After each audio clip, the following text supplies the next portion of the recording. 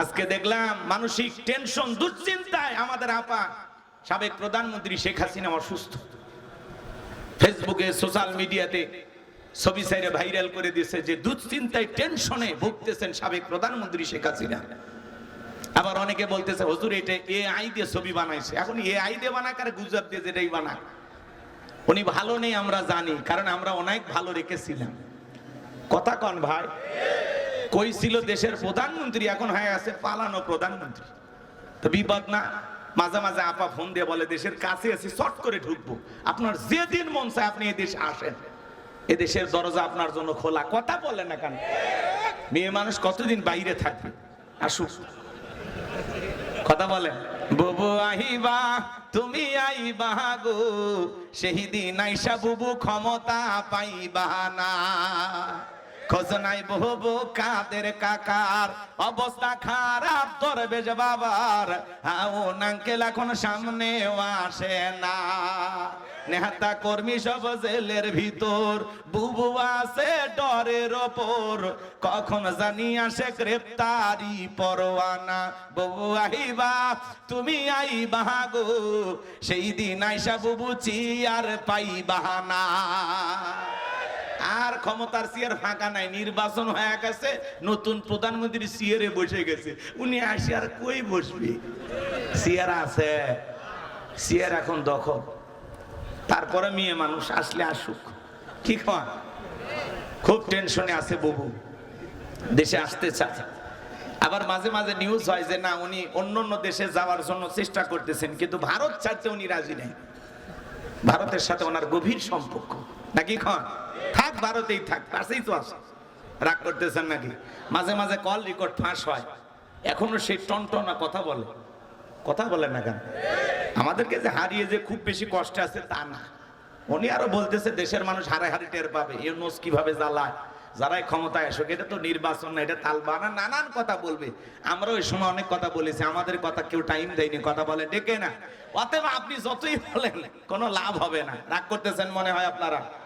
আমরা দেশের শান্তি চাই, কথা বলে ডেকে না। আমরা নিরাপদ বাংলাদেশ চাই, কথা বলে ডেকে না। কিন্তু যারা জুলুম করবে, অত্যাচার করবে, তারা কখনো ভালো থাকতে পারবে না, কথা বলে ঠিক কিনা? আর কোন মানুষকে এই দেশের মানুষের রক্ত নিয়ে খেলতে দেওয়া হবে না, কথা বলে ঠিক কিনা? এই জন্য আমাদের সচেতন থাকার দরকার আছে না? না চলেন না বাজানের সামনের দিকে যায়, তাহলে মুসলমানের রক্ত নিয়ে যারা খেলা করবে তাদের জীবনের পরিণতি ভালো হয় না, কথা বলেন ঠিক কিনা? আমার নবী ডেকে বলে বেলাল, ইসলামের অবস্থা এখন ভালো না, কালেমা পড়েছ আপাতত প্রকাশ করা যাবে না।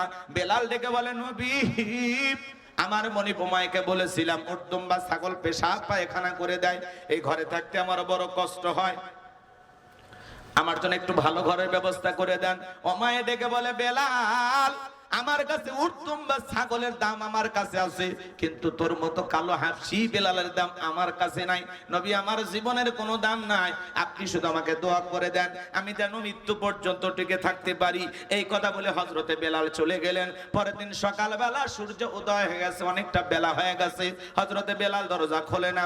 অন্যান্য চাকর যারা আছেন নালিশ না চলে গেছে ওমায়ের কাছে, যা বলে নেতা এখন পর্যন্ত বেলাল দরজা খোলে নাই, তাই নাকি? বলে হ্যাঁ ঠিক আছে চলো যাই। দরজায় ডাক দেয়, বেলাল দরজা খোল। হযরতে বেলাল দরজা খোলে না, জোরে করে ধাক্কা মারছে। যখন দরজা খুইলা গেছে তখন এইবার উমাইয়া তাকায় দেখে যে এই রাত্রিতে বেলাল কালেমা পড়ে মুসলমান হয়েছে।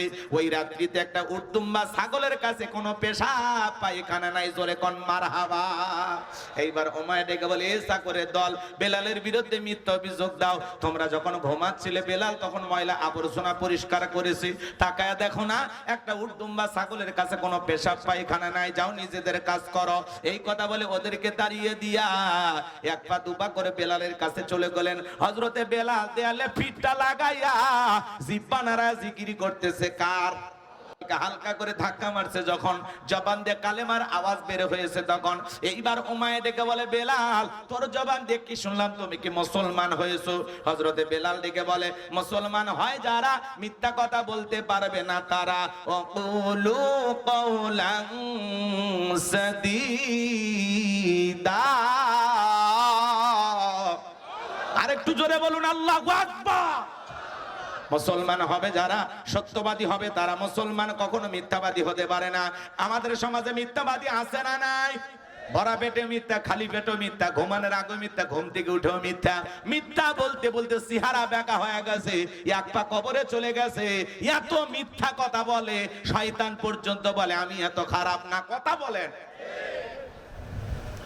মোবাইল এসেছে, মিথ্যার যে বাহাদুরি শুরু হয়েছে। কই ভাই কল দিলাম, কই মোবাইলটা সাইলেন্ট ছিল। কথা কর না কেন? বলতেছে দোস্ত সাফার আসতে কতক্ষণ? কই 2 মিনিট দাঁড়া রে, 2 মিনিট। এই কথা বলে 2 দিন পরে দেখা হয়। কয় দোস্ত 2 মিনিট পরে তোর সাফার আসার কথা ছিল। কয় সেই কথা বলিস না, এমন চাপে পড়ছিলাম সময় মতো আর আসতে পারি নাই। ওই 2 মিনিট কি কিয়ামতের 2 মিনিট? আমরা কথায় কথায় মিথ্যা বলি, মনের অজান্তে। কথা বলেন ঠিক কিনা? মুসলমান মিথ্যাবাদী হওয়া যাবে না। মিথ্যা বললে জবানের বরকত নষ্ট হয়। মিথ্যা বললে একটা মিথ্যাকে ঢাকতে গিয়ে আরো 10টা মিথ্যা বানায় বলতে হয়। কথা বলে ঠিক কিনা? মিথ্যা বলবেন না। মিথ্যা বলা কি সবের কাজ না গুনাহের কাজ? ছোট গুনাহ না বড় গুনাহ? মিথ্যা বলা কবিরা গুনাহ। মিথ্যা বলা ছেড়ে দেবেন, মিথ্যা বলবেন না। মুসলমান সব সময় সত্যবাদী হবে, সত্য কথা বলবে। কথা বলে ঠিক কিনা? পারবো তো ইনশাআল্লাহ। আল্লাহ আমাদের জবান দিয়ে যেন সব সময় সত্য কথা বের করে দেন। চিল্লা এখন আমিন। আমার ভাইয়েরা, কি হয়েছে?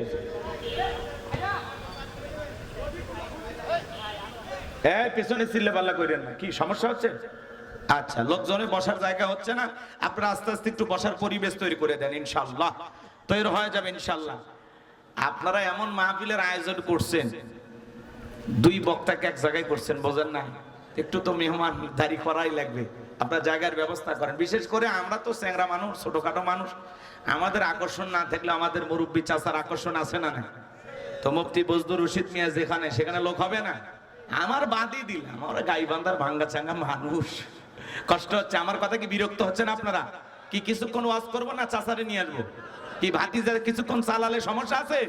জি, ভাতিজার কথা আগে শোনেন, এর পরে চাচা আসে ফাইনাল খেলা খেলে দেবে ইনশাআল্লাহ। আমি মাঠ তৈরি করতেছি গো, মাঠ। একটা তাকবীর দেন, লিল্লাহিত তাকবীর। শোনা ভাইয়েরা আমার, গভীর মনোযোগ দিয়ে কথাগুলো শুনে যান। আমি গুনাহগার যে কথা বলতে চাচ্ছিলাম, মুসলমান কখনো মিথ্যা কথা বলবেন না, মনে থাকবে। চলেন না সামনের দিকে যায়। ওমায়ে ডেকে বলে বেলাল তুমি কি মুসলমান হয়েছো? হযরতে বেলাল ডেকে বলে হ্যাঁ, গতকাল রাত্রিতে নবীজির হাতে হাত রেখে আমি কালিমা পড়ে মুসলমান হয়েছি। ওমায়ে ডেকে বলে বেলাল তুমি যদি চাও তোমার ছাগলের মালিক তোমাকে বানায় দেব, থাকার জন্য ভালো ঘরের ব্যবস্থা করে দেব। হযরতে বেলাল ডেকে বলে ওমাইয়া দুনিয়ার কোন পার্থিব সম্পদের বিনিময়ে বেলাল তার ঈমান বিক্রি করবে না। বলুন আল্লাহু আকবার। এই কথা শোনার পরে ওমায়ে ডেকে বলে বেলাল আমার কথা না শুনলে বর্ণনেতা আবু জেলকে খবর দেব। হযরতে বেলাল ডেকে বলে কোন বর্ণনেতা শোনো না, তা এখন কাউকে গোনার টাইম নাই। আমি দুনিয়ার কোন আবু জেলকে ভয় করি না, আমি ভয় করি আমার আল্লাহকে। আল্লাহু আকবার। এইবার ওমায়ে দৌড়ে চলে গেল আবু জেলের বাড়িতে, যাই বলে নেতার সংবাদ খুব খারাপ, আমার বাড়ি কৃতদাস বেলাল কালেমা পড়ে মুসলমান হয়েছে। তাই নাকি? বলে হ্যাঁ, ঠিক আছে চলো যাও, আমি আসতেছি।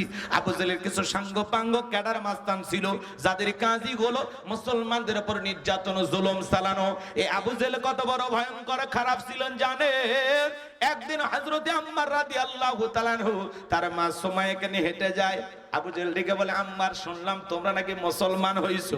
বলে হ্যাঁ, নবীজির কাছে কি আমরা কালেমা পড়ে মুসলমান হয়েছি।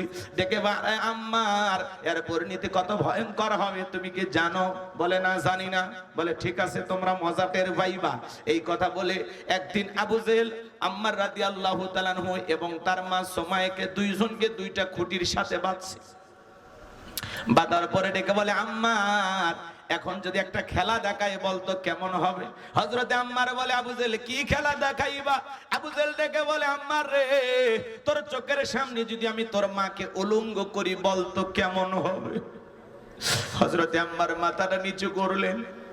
আর সুমাইয়া ডেকে বলে আম্মার বেঈমানদের কথায় কখনো ঈমান ছাড়বে না। এইবার আবু জেল সুমাইয়ার উপরে আঘাত করা শুরু করলেন। আঘাত করতে করতে দিগির সমস্ত কাপড়গুলো খুলে ফেলে দিলেন। হযরতে সুমাইয়া মাটির উপর লুটে পড়লেন। আবু জেহেল ডেকে বলে, এ যুবকেরা দল, আম্মারের মাথাটা উঁচু করে তুলে ধরো। হযরতে আম্মারের মাথা যখন উঁচু করে তোলা হলো, হযরতে আম্মার চোখের পানি ছেড়ে দিয়ে কাঁদে আর ডেকে বলে, আল্লাহ, এই দৃশ্য দেখার আগে যদি জমিনটা ফাঁক হয়ে যেত আর আমি যদি জমিনের ভিতরে চলে যাইতাম তবুও ভালো ছিল। আম্মার যখন এই কথা বলে, সুমাইয়া মাটির উপরে পইরা থাকে, সন্তানকে ডেকে বলে, আম্মার, বেঈমানদের কথায় কখনো তুমি ঈমান ছাড়বা না। আল্লাহু আকবার। এইবার আবু জেহেল বর্ষা দিয়ে আঘাত করতে করতে এত জোরে আঘাত করলেন বাজান, সুমাইয়া যখন শাহাদাতের পেয়ালা পান করবেন, এমত অবস্থায় সন্তানকে ডেকে বলে, আম্মার, আমি অল্প সময়ের মধ্যে শাহাদাতের পেয়ালা পান করব, আমি আমার নাকের মধ্যে জান্নাতের সুঘ্রাণ পাইতেছি। মৃত্যুর আগে বলে যায়, সন্তান, বেঈমানদের কথায় কখনো ঈমান ছাড়বা না। আবু জেহেল বর্ষা দিয়ে এত জোরে লজ্জাস্থানে আঘাত করেছে বাজান, ফিনকি দিয়ে রক্ত বের হয়ে গেল। সুমাইয়া শাহাদাতের পেয়ালা পান করলেন, তবু ইসলাম থেকে 1 ইঞ্চি দূরে সরে যায় নাই। বলুন আল্লাহু আকবার।